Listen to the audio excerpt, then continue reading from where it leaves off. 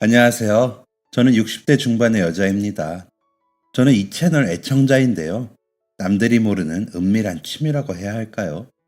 그러다 보니 여기에서 나오는 이야기들에 더 감정 몰입하게 되어 같이 웃고, 같이 울고, 같이 화내곤 한답니다. 아마 돌아가신 저희 시어머니가 아시면, 으이그, 아주 청승을 떤다. 너 내가 그런 거 하지 말랬지? 너 그러는 거 청승 맞은 거 티내는 것이라니까? 라며 탐탁치 않아 하셨을 겁니다. 저 젊을 적에 꽤나 애먹이시던 분인데도 돌아가시니 이렇게 생각이 나네요. 물론 나중에는 서로 의지하며 지내긴 했지만요. 그랬는데도 가끔 제 취향이 마음에 드시지 않으셨는지 잔소리를 하시곤 하셨습니다. 드라마를 좋아하는 것도 제대로 만들지 않고 대충 비벼먹는 비빔밥을 먹는 것도 실크가 아닌 면속옷을 좋아하는 것도 격이 떨어진다며 싫어하시던 분이었거든요. 돌아가시고 저도 이제 노년이 되었는데도 아직도 시어머니의 마음에 들기란 쉽지 않은 것 같습니다. 사설이 길었네요. 그 이야기를 하려던 게 아닌데. 사실 저는 오래전 저와 인연이 깊은 아이에 대해 이야기하고 싶어 이렇게 이야기를 시작하게 되었거든요. 그 아이 덕분에 제가 지금까지 잘 버티고 살지 않았나 싶기도 해서 고마운 아이이기도 하고요. 그 아이는 어느 날 저를 찾아와 이 동네에서 제일 부잣집 사모님이시죠? 저 드릴 말씀이 있어요. 라고 말하던 당돌한 아이였습니다. 고작 16밖에 되지 않은 나이의 여자아이가 생면부지에 저를 찾아와 대뜸 할 말이 있다고 하니 저는 눈이 동그래질 수밖에 없었습니다. 그래, 할 말이 뭐니? 라고 묻는 제게 저희 아버지가 편찮으셔서 병원비가 필요한데 돈을 좀 빌려주시면 감사할 것 같아요. 물론 그냥 빌려달라는 건 아니고 제가 댁에 가서 일을 하게 해주시면 주시는 월급으로 갚겠습니다. 제가 이렇게 이야기하는 게 황당하게 들리실 수는 있지만 제가 너무 사정이 급해서 그래요. 저 애도 되게 잘 봐요. 동생이 둘이나 있거든요. 어릴 적부터 바쁘신 부모님 대신에 동생들 제가 돌봤거든요. 하나는 중학생이고 하나는 아직 초등학생인데 둘 다 공부도 잘하고 우등생이에요. 다 제가 가르쳤고요. 저는 곧 중학교 졸업인데 이 형편에 고등학교는 포기했어요. 살림도 잘해요. 엄마가 집에 오셔서 할 게 없다고 하실 정도예요. 제발 저 일 시켜주시고 돈 좀 빌려주세요. 라며 말하는 그 아이의 눈빛에는 흔들림이 없었습니다. 그 눈빛을 보자니 그 아이를 어디선가 본 기억이 되살아났습니다. 한 2년 전쯤부터 시장을 오가며 본 아이였더라고요. 제가 시어머니와 함께 장을 보러 갔을 때였는데 한쪽에서 소란스러운 소리가 나더라고요. 그 광경을 본 시어머니는 이제 시장도 못 오겠구나. 어디 우악스럽게 저런다니. 너는 저런 게 익숙하니 괜찮겠지만 나는 영 불편해. 라며 앞서 가시다 단골 채소가게 아주머니와 물건 흥정을 하셨습니다. 저는 뒤에 있다가 담으라고 하는 것만 담아 들고 있으면 되었기에 소란스러운 쪽의 이야기에 귀가 기울여지더라고요. 아줌마, 내 동생이 소매치기 하는 거 봤어요? 만약에 우리한테 아줌마 지갑 안 나오면 어쩔 거예요? 지금 내 동생 때린 거 무릎 꿇고 사과할 수 있어요? 라며 어린 여자아이가 당당하게 맞서더라고요. 그러자 내가 분명히 봤다니까? 여기 소매에 넣었어! 라며 덩치 큰 아주머니가 대꾸를 하며 곁에 더 어린 남자아이의 손목을 흔드니 봐요! 라며 여자아이가 소매단을 잡더니 팔뚝까지 푹 찢어버리더라고요. 하지만 그 아주머니의 말과는 달리 아무것도 없었습니다. 그러더니 그 여자아이가 그 아주머니 가방을 뺏듯이 낚아채서는 시장 바닥에 쏟아버렸습니다.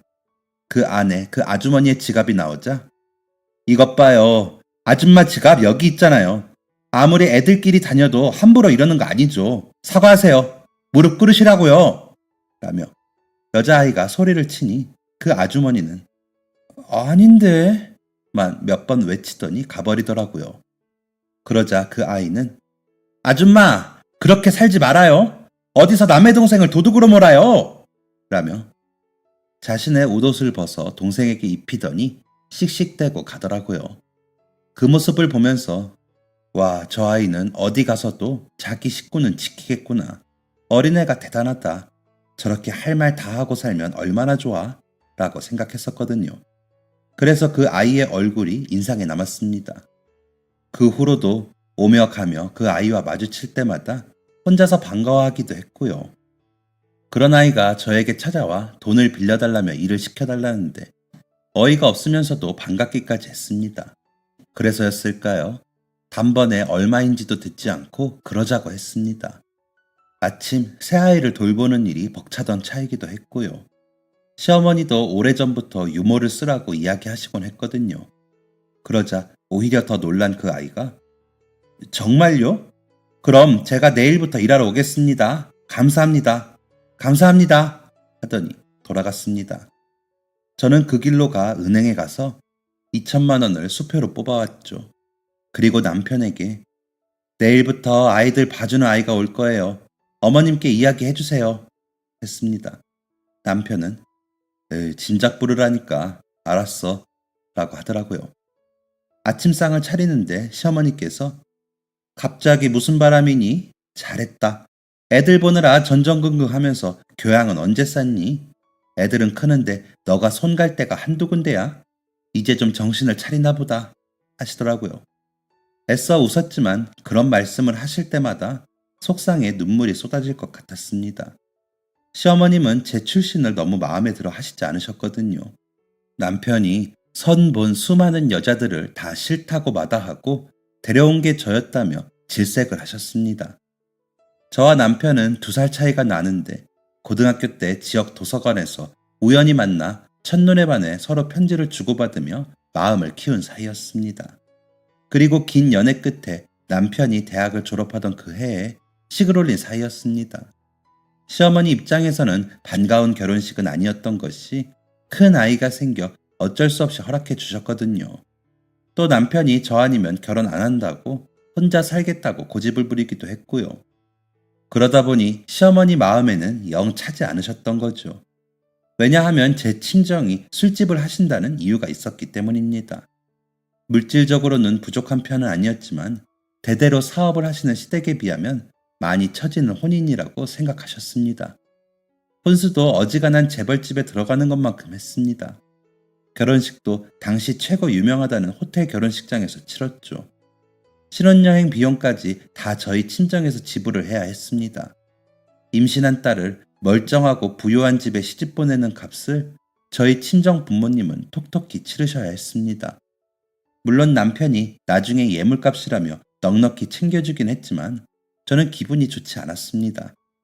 하지만 남편을 너무 사랑했고 남편 역시 저를 매우 사랑하는 것을 알고 믿었기에 눈을 질끈 감고 결혼을 강행했습니다.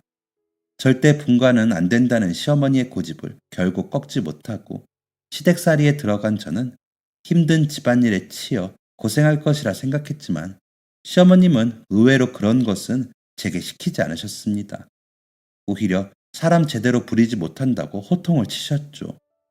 집안의 일을 하시는 분들만 해도 한두 분이 아닌데 그분들 파악하는 것도 제대로 못한다고 시댁에 들어간 지 이틀 만에 다그치시는데 어찌나 매섭게 호통을 치시는지 눈물이 쏙 빠질 정도였습니다. 마치 새장에 갇혀 지내는 것 같은 날들이 계속됐습니다. 답답해 한숨이 절로 늘어 제 표정은 날이 갈수록 어두워졌습니다. 그런 저를 위해 남편은 종종 저를 데리고 데이트를 해주었지만 시어머니는 몸도 무거우면서 다니다가 큰일 나면 어쩌려고 그러냐? 아주 조신한 구석이 하나도 없구나 라고 하시면서 탐탁해하지 않으셨습니다.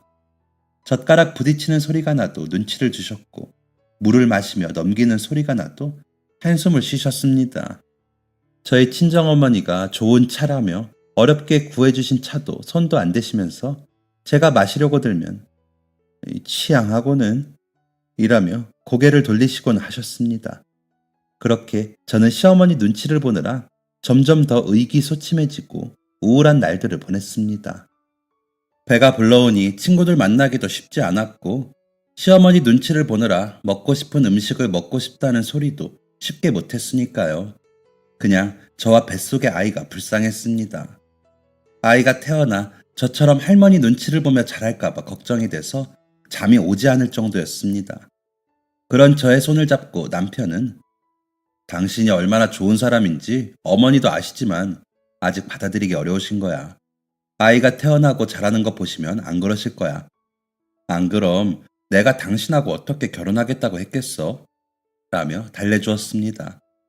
남편의 말처럼 편한 날이 언젠가는 오겠지.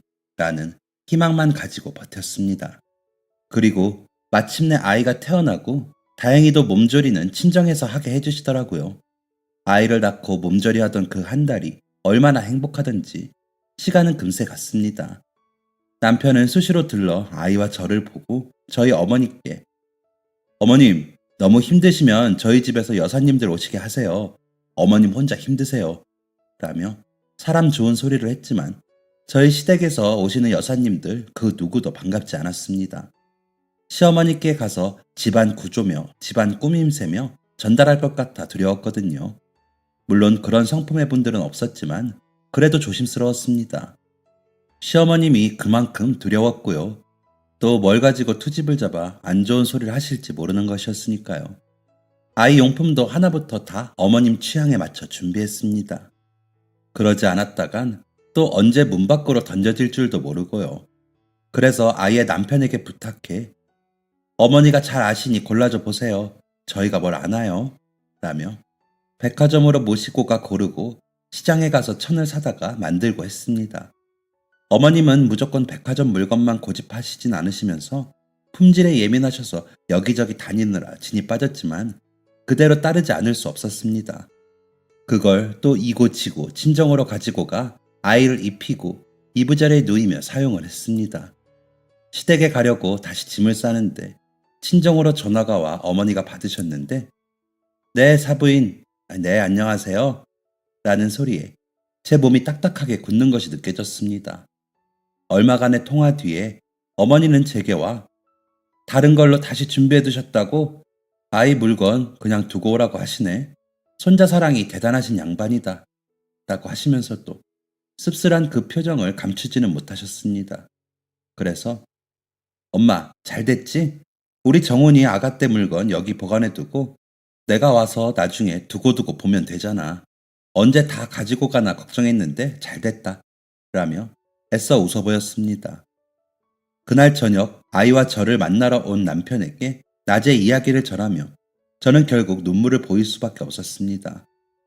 아이 데리고 가도 아이와 내가 그 집 식구가 정말 될 수 있을까? 나 너무 두려워 라며 우는 제 손을 잡은 남편은 미안해.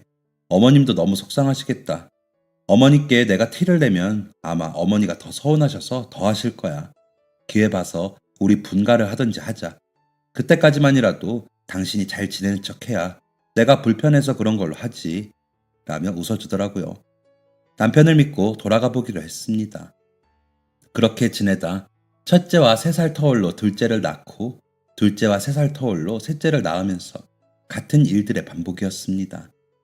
달라질 것이라고는 제가 집안 대소사를 직접 지시할 일도 많아졌고 점점 더 많은 권한이 생긴 것이었죠. 최고 결정권은 시어머님이 관할하셨지만 그래도 어지간한 건 제가 결정을 할 수 있게 되었습니다. 시어머님의 철칙을 변하지 않고 그대로 받아들이는 한에서는요. 식재료 중 과일과 채소 종류는 꼭 시장에서 장을 봐야 하고 백화점 식품관에서는 차나 커피, 고기 종류를 사야 하고 빵 종류는 호텔 베이커리에서 사야 하고 곡류는 아는 농장에서 직접 조달해 배달해야 했습니다. 아이들 교육 문제는 전적으로 제가 관리를 했지만 시어머님은 그것도 못마땅해 하셨습니다. 전문가들이 얼마나 많아. 아이들 끼고 있는 시간에 자기 가꾸기부터 해야 하는데 아직도 저렇게 태가 안 나는데 어쩌려고 라며 미술이며 음악, 패션에 관심 없는 저를 탓하곤 하셨습니다. 그러는 와중에 그 아이를 만나 드리겠다고 했으니 반가워하실 수밖에요. 당장에 아이를 돌보는 사람이 있다는 것이 그만큼 제가 미술관이나 음악회를 갈 시간이 생긴다는 거니까요. 물론 아직 어린아이이다 보니 탐탁해 하지 않으실 테지만 항상 누구라도 좋으니 일단 들여서 가르쳐보면 될 것 아니야. 그렇게 사람을 못 믿어. 라고 하셨으니까요. 일단 아이를 오라고는 했지만 지낼 곳이랑 필요한 것들을 준비해 줘야 할 것 같아 다음 날 다시 찾아온 그 아이에게 일단 가져온 짐은 두고 이거 가지고 가서 아버지 병원비부터 드리고 와. 그리고 너 지낼 방 한 번 더 보고 필요한 거 뭐 있는지 이야기하고 내일 다시 와. 내일부터 일하는 걸로 하자. 월급은 너 하는 거 봐서 더 줄 건데 일단 100만 원은 줄게. 숙식 제공에 이 정도면 나쁘지 않지. 너가 할 일은 내 곁에서 아이들 봐주기만 하면 돼. 첫째는 14살이고 둘째가 11살, 셋째가 8살이야. 공부 잘했다며? 공부 좀 봐주고 놀아만 줘. 다른 건 하시는 분들이 다 있어. 그리고 내 심부름 좀 하고 차츰 너가 할 일이 더 생길 거야. 아, 그리고 내일 올 때 성적표도 좀 가져오고, 알았지? 라며 아이를 돌려보냈습니다. 아이는 눈을 반짝이며 감사합니다. 감사합니다. 를 외쳤습니다. 사실 기사님께 부탁해 급하게 아이 주변을 알아보기도 했습니다. 아이의 말은 다 사실이었고 그 부모님도 인품이 좋으시기로 소문이 자자하더라고 하시더라고요. 급히 알아보느라 근처 몇 군데에만 물으셨는데도 다들 칭찬만 하더랍니다. 그런 사람이 아파서 너무 안 됐다면서요. 아이들도 너무 영리하고 착하다면서 칭찬하는 말뿐이더라고 하시더라고요. 역시나 그 아이의 첫 인상에서 받은 제 느낌이 틀리지 않은 것 같았습니다. 야무지고 똘똘하고 시원시원한 그 느낌이 틀리지 않았던 것이죠. 그래서 더 마음이 놓이기도 했습니다. 왠지 그 아이는 제게는 카나리아 같은 친구가 되어줄 것 같았거든요. 다음날 아이가 오기를 기다리며 기대감으로 설렜습니다. 오전에 아이가 필요하다고 적어놓은 것을 준비하면서도 왜 그리 기분이 좋았는지 모릅니다. 시어머님께서는 남편을 통해 아이에 대해 미리 귀뜸을 해두긴 했지만 걱정이 되긴 했습니다. 그래도 잘 헤쳐보자 싶었습니다. 어디서 그런 용기가 났는지 그런 생각이 들더라고요. 어쩌면 당차던 그 아이의 모습이 떠올라 든든했던 건지도 모르겠습니다. 아이가 도착해 지낼 곳을 일러주고 아이들과 인사를 시켰습니다. 아이들에게는 앞으로 공부 가르쳐주고 엄마가 없을 때 돌봐줄 누나 언니라고 말을 해놓은 상태였습니다. 첫째는 생각보다 부끄러워하더라고요. 둘째는 언니가 생겨 좋은지 싱글벙글이었습니다. 막내는 나 이 누나 싫어. 거지 같아. 냄새나. 가라고 해. 난 엄마만 있으면 돼. 라며 심술을 부리고 방으로 들어가 버렸습니다. 김석훈, 너 엄마가 예의 없이 굴면 혼내준다고 했지? 라며 제가 셋째를 나무라자 그 아이는 웃으며 두세요. 저러다 궁금해지면 오겠죠. 아이들이 낯가리는 게 당연하죠. 라고 하더라고요. 동생 둘을 돌보며 자랐다더니 나이에 비해 의젓하면서도 이해심이 많은 모습에 기특하다는 생각이 들더라고요. 그렇게 인사를 하고 시어머님께 데리고 가 어머니, 말씀드렸던 아이가 왔어요. 성적표도 가져오라고 했으니 보시겠어요? 라고 말씀드리자. 그래, 한번 보자. 아버지가 아프다고? 어린 게 고생을 해서 그런지 얼굴이 어둡구나. 그래도 우리 집에서는 웃어라. 난 칙칙한 거 싫어한다. 하나면 족하기도 하고 라고 하시며 성적표를 보시더라고요. 아이의 성적은 아이의 말대로 좋았습니다. 혼자서 동생들 돌보면서 받은 성적이라기엔 너무 훌륭했습니다. 시어머님도 그 부분에서 마음에 드신 것 같더라고요. 항상 제가 다닌 대학을 아쉬워하셨거든요. 그에 비해 남편은 소위 말하는 상위 대학에 다녔기에 더 그러셨기도 했습니다. 집안이 처지면 학벌이라도 받쳐줘야지. 아휴, 내가 다른 집 며느리들만 보면 부럽기만 하다. 내가 어디 가서 처진 적이 없는데 라고 하셨죠. 그런 시어머님의 눈에 그 아이는 꽤나 마음에 드셨던 것 같습니다. 저보다 고학력자인 과외 선생들을 붙이는 것보다 덜 자존심이 상하셨던 것 같기도 합니다. 아이는 그런 시어머님께 시키실 일 있으시면 언제든 부르세요. 제가 책도 재미있게 잘 읽거든요. 학교에서 연극부도 해서 발음도 좋아요. 라며 예의 바르지만 친근하게 웃더라고요. 겁을 먹을 만도 한데 대범하게 구는 그 아이를 시어머님은 힐끗 보시더니 맹랑하구나. 나중에 무료할 때 한번 시켜보자. 라며 나가라는 손짓을 하셨습니다. 아이는 시어머니 방에서 나오더니 조용히 아이들 곁으로 가 둘째와 이야기를 나누더라고요. 둘째는 항상 여자 형제가 있었으면 했는데 언니가 생긴 것 같았는지 밝게 웃으며 좋아했습니다. 첫째는 책을 읽으며 힐끗거리며 이야기를 나누는 동생과 그 아이 쪽을 보더니 이내 다시 책을 보더라고요. 워낙 책을 좋아하고 성품이 온화한 아이라 동생들에게도 싫은 소리 한 번 하지 않는 아이라 그러려니 했습니다. 문제는 막내였습니다. 원체 버릇이 없고 시부모님께서 예쁘다 하시니 아주 막무가내였거든요. 저에게도 귀염을 떨며 잘 지내다가 한번 고집을 부리면 난리를 치는 통에 번번이 애를 먹곤 했습니다.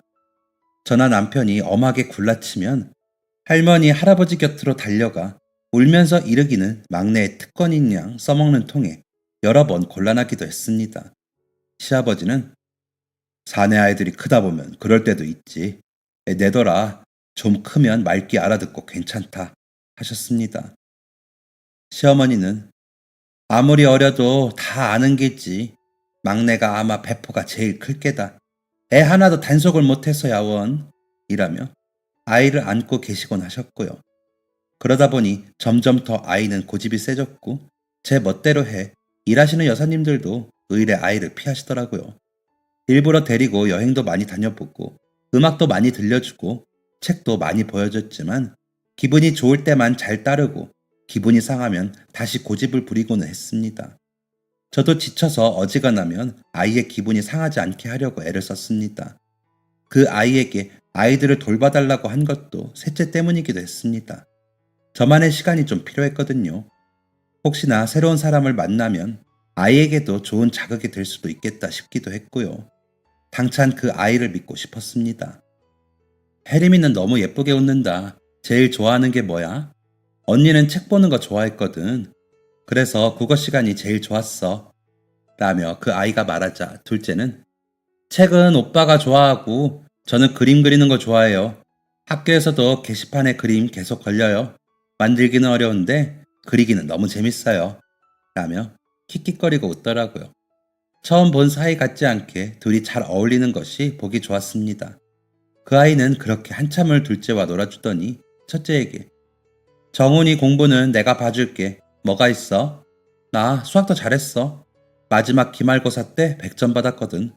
숙제 도와줄 것도 얘기해. 내가 도와줄게. 라며 살갑게 이야기하더라고요.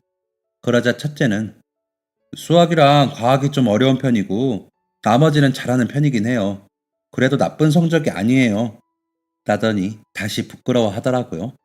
그렇게 첫째와 둘째가 그 아이와 서로 익히고 있는 동안 막내는 멀리서 보더니 바보들 이라며 제 방으로 가버렸습니다. 그런데도 그 아이는 그저 미소로 막내 쪽을 보더니 다시 아무 일도 없다는 듯이 제 할 일을 하더라고요. 아이들이 잠자리에 들자 제게 와서 아이들이 너무 예뻐요. 막내는 아직 시간이 걸리겠지만 친해질 수 있을 것 같아요. 하더라고요. 그래? 어떻게? 너무 고집이 세서 나도 못 말려. 라고 하자. 좋아하는데 어떻게 표현을 할지 몰라서 그러는 걸 거예요. 전에 저희 동네에도 석훈이처럼 괜히 미운 말만 하고 그러는 아이가 있었는데 친해지고 싶어서 그랬더라고요. 그래서 일부러 관심 없는 척 했더니 먼저 다가와서 놀자고 하면서 나쁘게 안 하더라고요. 그래서 저희들도 모르는 척 자연스럽게 놀았더니 안 그러더라고요. 석훈이도 너무 예쁨만 받아서 괜히 그럴 거예요. 아마 조만간 먼저 다가올걸요. 라며 웃는데 듬직하더라고요. 왜 그런지 그 어린 여자아이가 믿음이 가서 마음이 놓이는 게 이상하기도 했지만 믿어보고 싶었습니다.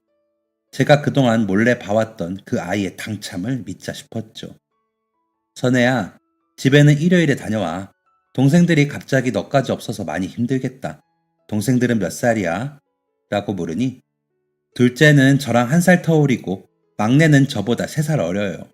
둘째가 저보다 손이 야물어서 설거지도 잘하고 밥도 잘해요. 막내는 청소도 잘하고요. 제가 빨래 담당인데 쉬는 날 주시면 가서 해야겠다 싶었어요. 감사합니다. 라며 웃는 그 아이가 너무 대견했습니다. 아버지 수술 날짜는 언제니? 라고 물으니 다음 주에 하신다고 했어요. 너무 감사합니다. 생전 처음 보는 제 황당한 부탁을 들어주시고 도와주셔서요. 너무 절박해서 무례한 부탁인 줄 알지만 했어요. 앞으로 더 열심히 할게요. 잘 부탁드려요. 엄마도 너무 감사하다고 하셨어요. 라고 답하더라고요. 그래, 믿을게. 잘할 것 같아. 너무 힘들면 말하고 피곤할 텐데 들어가서 쉬어. 라며 아이를 들여보냈습니다.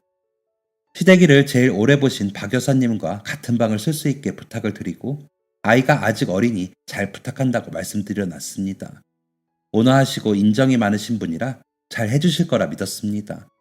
시어머님도 박 여사님 말씀이라면 별 말씀 없이 수긍해 주시기도 했는데 믿음직스럽고 좋은 분이라 아이에게 텃세를 부리시거나 힘들게 하시지는 않으실 테니까요. 며칠을 지켜보니 그 아이는 제가 생각했던 것보다 더 잘 해내 주었습니다.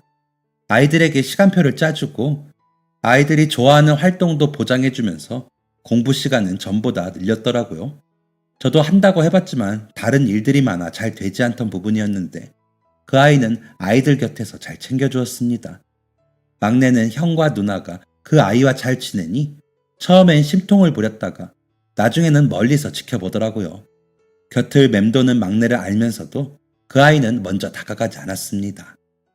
간식 시간을 정해놓고 그 시간에만 먹게 하면서 같이 앉아 먹긴 했지만 먼저 놀자고 하거나 먼저 책을 읽어준다고 한다거나 하지 않더라고요. 그렇게 한 2주쯤 지났을까 막내가 먼저 대뜸 책을 가져가 나도 읽어줘. 누나가 그러는데 엄청 재미있게 책 읽어준다며? 라고 했다고 하더라고요. 그래서 그 아이가 석훈아, 그럴 땐 부탁해야지. 그렇게 퉁명스럽게 이야기하면 누나가 마음이 아파서 책을 읽기가 힘들 것 같아. 라고 했더니 막내는 움찔하더니 누나, 나도 책 읽어줘. 부탁해. 라며 순순히 부탁을 하더랍니다. 그래서 약속대로 책을 읽어줬는데 너무 재미있어 하면서 좋아하더랍니다. 안 그래도 저에게 와서 엄마, 선혜 누나 진짜 책 재미있게 읽는다. 나도 책 읽어줬어. 진짜 재미있어. 라고 자랑하고 갔거든요. 그러더니 그 후로는 심통도 점점 줄고 그 아이와 놀이를 하고 싶어 숙제며 공부도 열심히 했습니다. 그렇게 앉아 공부에 취미를 붙이더니 형과 누나와는 달리 수학을 잘하더라고요. 시어머니는 막내가 잠잠하고 더 밝아진 모습으로 잘 지내니 궁금하셨는지 그 아이를 따로 불러 이것저것 물으셨나 봅니다. 그러더니 저에게 선해? 걔 아주 야무지더라. 아이가 또랑또랑한 게 나중에 큰 역할 하겠어. 잘해줘라. 막내도 요즘 나에게 와서 선혜가 해준 놀이 자랑하느라 정신이 없더라. 박 여사도 아이가 여간 기특한 애가 아니라며 칭찬하더라. 라며 기분 좋게 이야기하시더라고요. 시어머님이 저에게 그런 이야기를 하시는 게 처음이라 놀랍기도 했지만 아이가 워낙 똘똘해 당연한 결과라고 생각이 들었습니다. 제 믿음보다 더 잘하고 있어서 고맙더라고요. 아이들도 선의 그 아이를 잘 따르고 좋아해 일요일에 집에 다니러 가는 것도 아쉬워할 정도였습니다. 그 아이의 아버지는 수술을 잘 끝내고 요양 중이라고 하더라고요. 그러면서 엄마가 제일 잘하는 반찬이라며 싸와 저보고 먹어보라며 주기도 하더라고요. 엄마가 다른 건 해드리지 못하고 이런 거라도 해드리고 싶다고 가져다 드리래요. 아빠가 많이 좋아지셨어요. 수술을 제때 해서 결과가 좋다고. 너무 감사합니다. 라며 예의 있으면서도 친근하게 웃을 줄 아는 그 아이가 점점 더 마음에 들었습니다. 그러던 어느 날 시어머니가 저와 갤러리 나들이를 가셨다가 그런데 선의 걔는 학교 안 가도 괜찮다니? 물어보고 검정고시 공부라도 시켜줘라. 아무리 부리는 애라도 그렇게 똑똑한 애는 받쳐줘야지. 라고 하시더라고요. 안 그래도 아이에게 이야기했더니 얼마 뒤에 시험 치른다고 하더라고요. 그동안 혼자서 책 사서 공부했다고 하네요. 기특하죠. 라며 전했더니 웃으시더라고요. 시어머님이 가끔 낮에 불러다 책 읽어달라고 하시는데 아이가 표현력이 좋고 분석력이 좋다면서 칭찬을 하시더라고요.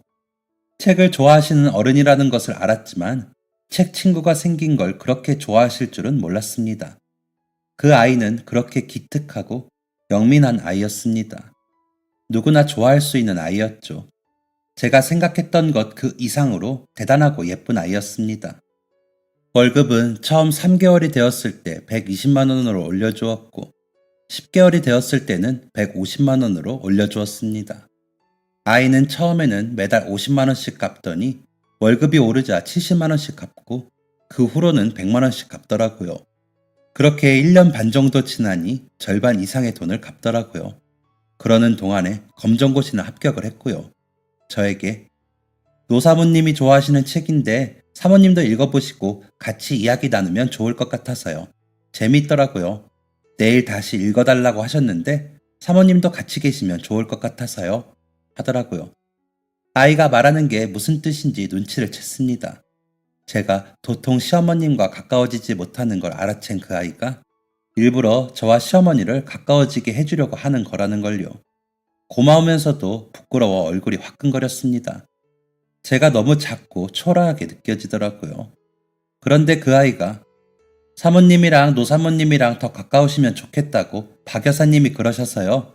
저는 두 분이 다 좋은데 그 이야기 들으니까 노사모님이 좋아하시는 거 같이 하시는 게 좋을 것 같아서요. 라며 웃더라고요. 그 웃는 모습을 보고 저도 같이 웃었습니다. 생각해보니 시어머님을 어려워만 하고 피하기만 했지 좋아하시는 걸 같이 해보겠다는 생각을 못했더라고요. 그저 따라만 다니면서 조용히 입 다물고 있는 저를 시어머님도 어려워하셨을 것 같다는 생각이 들더라고요. 그분이 너무 하셨던 것만큼 저도 곁을 내드리지 않았던 거죠. 제 생각이 짧았던 걸 깨닫고 나니 부끄럽더라고요. 그저 시어머님이 말씀하는 단어들이 날카롭다고만 여겼던 날들이 부끄러웠습니다. 그 아이처럼 날 좋아하게 할 생각은 왜 하지 않았을까 싶어서요. 그래서 그 아이가 건네는 책을 들고 고개를 끄덕거리며 고맙다, 너가 나보다 낫다 라고 했습니다. 그러자 아이는 웃으면서 저는 전달만 했는데요. 주무세요 라며 방으로 가더라고요. 그리고 다음날 점심을 먹고 아이가 시어머님 방으로 가기에 평소처럼 차와 다과를 준비해가면서 어제 받은 책을 가지고 갔습니다. 아이에게 책을 전하며 궁금해서 읽어봤는데 재밌더라고요. 어머님 책 취향이 너무 좋으세요. 제일 좋아하시는 책이라면서요. 다른 책도 추천해주세요. 라고 하자 시어머님이 절 올려다보시면서 너도 책 읽니? 하시더라고요. 이제 읽어보려고요. 선혜가 너무 잘 도와줘서 이제 책도 눈에 들어오네요. 라고 말씀드렸더니 그래, 좋은 생각이다. 세상 반가운 말이구나. 같이 책 읽으면서 이야기 나누는 사람이 있는 게 좋지. 라며 좋아하시더라고요. 그러더니 시집 몇 권을 주시면서 이거부터 읽어봐라. 어멈은 이런 거 좋아할 것 같아. 라며 권해주시더라고요. 책을 가지고 나오는데 시어머님 말투가 확연히 달라진 게 느껴져 놀랐습니다. 조금만 더 생각해봤다면 이렇게 쉬운 일을 못하고 모진 소리에 아파만 한 것도 속상했고요. 진작 이런 생각을 했다면 남편 말대로 시어머니와 좀 더 편하게 지냈을 텐데 하면서 아쉬웠습니다. 그리고 이런 생각을 해서 저에게 힌트를 준 그 아이에게 너무 고마웠습니다. 막내도 그 아이에게 정을 붙이고 점점 다듬어지더니 너무 착하게 변해 전의 모습을 찾을 수 없게 되기도 했고요. 저에게는 정말 복덩이 같은 아이였습니다. 18살의 그 아이는 어느새 아가씨의 모습이었습니다. 처음 봤을 때보다 훌쩍 자랐고 더 예뻐졌죠. 둘째는 그 아이와 한 방을 쓰게 해달라며 조르더니 그 아이가 혜림아, 언니는 지금 있는 방이 좋아. 혜림이 마음은 이해가 되지만 언니가 정훈이랑 석훈이까지 다 돌보려면 지금처럼 있는 게 더 좋아. 라며 달랬다고 하더라고요. 저는 같이 지내도 되는데 왜? 라고 물었더니 박 여사님이 가계부 쓰시는 거 도와달라고 하시는데 제가 어떻게 방을 비워요? 라며 웃는 아이였습니다. 속이 깊은 아이죠. 정말 너무 마음에 들고 든든한 아이였습니다. 1년 반 동안 정도 너무 들기도 했고요. 남편도 선혜가 오고 당신 표정이 너무 좋아졌어. 다행이다. 애들 성적도 오르고 막내도 정신 차리고 당신이 사람 잘 봤네. 라며 좋아했습니다. 장부에 적다 보니 아이가 한 6개월만 있으면 돈을 다 갚을 것 같은데 그만두면 어떡하나 싶어 내심 걱정도 됐습니다. 아이가 없이 어쩌나 싶었거든요. 너무 의지를 많이 했으니까요. 시어머님과는 책을 읽고 감상을 나누며 가까워지고 있긴 했지만 그 아이와 따로 나누는 담소가 즐거웠거든요. 주로 아이들에 대한 이야기들이었지만 그 아이가 야무지게 상황을 설명하며 아이들에 대해 전해줄 때 마음이 놓이기도 했고요. 제가 좋아하는 드라마 이야기도 조심스레 나누기도 했습니다. 아이도 방에서 박 여사님과 본다고 하더라고요. 그 아이가 유난히 표현력이 좋은 탓인지 이야기를 참 재미있게 하기도 했습니다. 첫째 아이 고등학교 입시 문제도 걱정이 많았는데 그 아이가 잘 결정하게 도와줘 학교 선생님과 상의 끝에 지역에서 제일 좋은 고등학교에 합격하기도 했습니다. 그러다 보니 어느새 아이는 마지막으로 돈을 갚으러 오더라고요. 근 2년 만의 일이었습니다. 추운 겨울에 온 아이가 추운 겨울에 다시 이별을 고하더군요. 그동안 너무 감사했습니다. 돈도 빌려주시고 일도 시켜주신 덕분에 저희 집 형편 너무 좋아졌어요. 엄마도 일하시게 되어서 하고 계시고 아빠도 이제는 다시 일하실 수 있게 되었어요. 감사합니다. 라고 하는데 눈물이 났습니다. 그러지 말고 조금 더 일하면 안 될까? 정훈이는 고등학교 가더라도 혜림이랑 석훈이가 아직 어리니 선혜가 좀 더 도와주면 좋을 것 같아. 라고 했더니 부모님이 또 일하시느라 바빠지셔서 동생들을 제가 봐야 해요.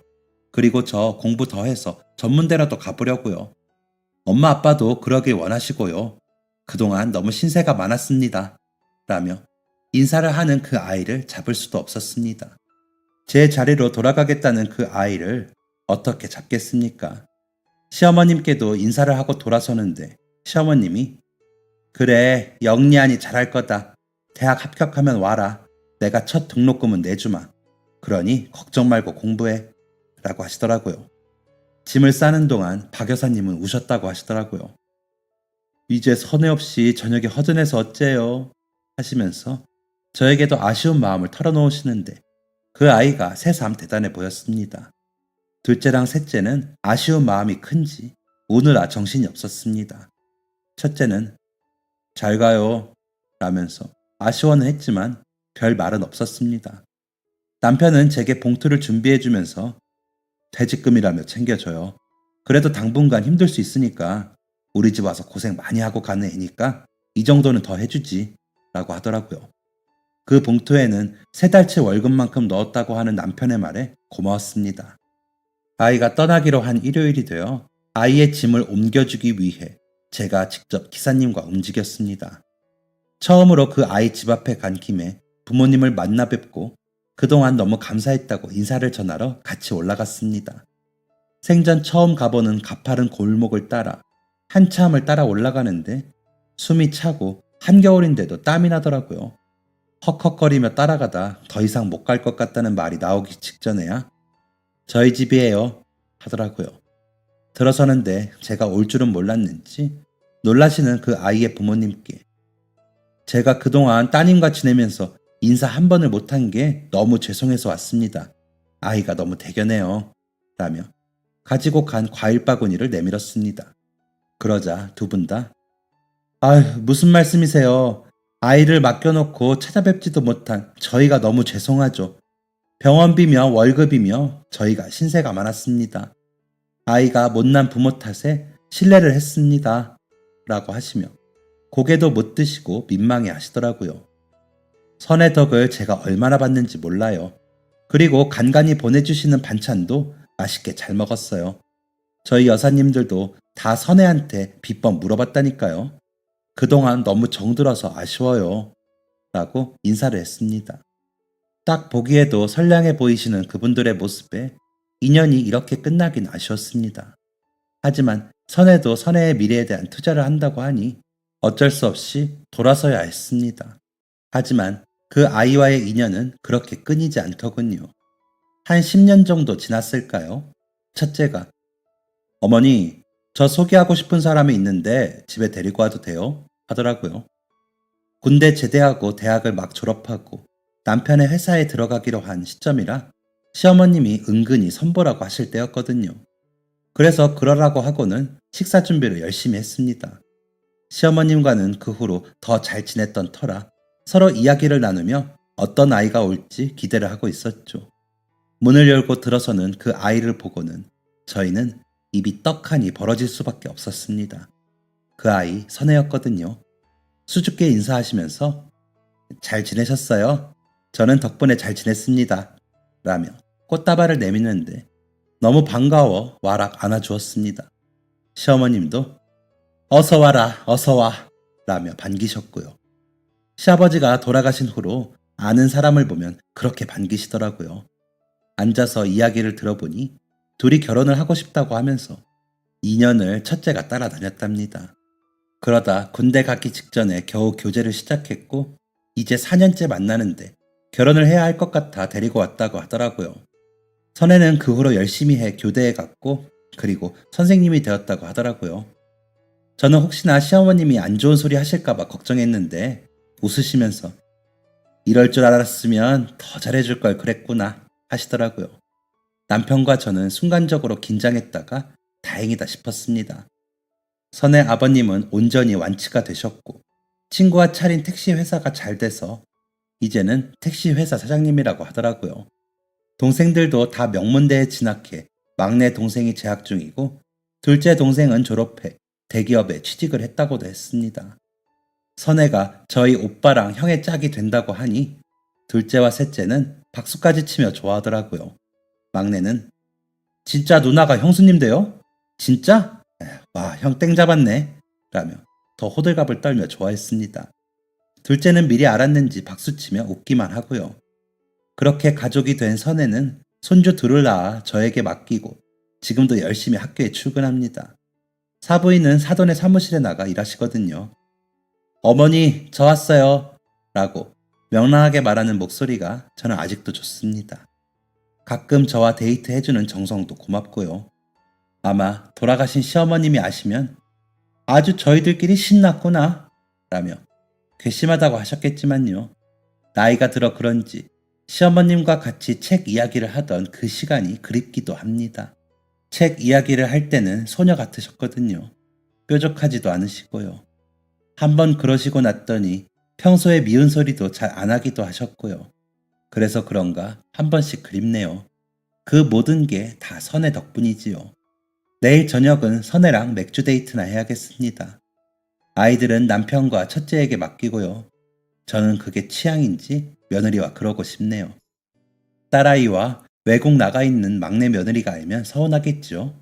그래도 선혜와 가끔 갖는 그 시간이 여전히 저는 좋습니다. 저 복 엄청 많죠? 이렇게 제가 사연을 쓴 줄 알면 선혜는 아마 웃다가 쓰러질 겁니다. 어머니, 우리 진짜 이랬어요? 하면서요. 앞으로도 잘 지내자고 부탁하고 싶네요. 여러분들도 곁에 있는 가족과 행복하시고 아끼시길 바랍니다. 좋은 날에 웃으며 마주보고 진심으로 가장 기뻐할 수 있는 사람들이 가족이더라고요. 다들 아시는 이야기를 또 이렇게 합니다. 늙나봐요. 이야기 들어주셔서 감사합니다. 행복하세요. 지금까지 사연 들어주셔서 감사합니다. 사연이 재밌으셨다면 구독과 좋아요를 눌러주세요. 감사합니다. 안녕히 계세요.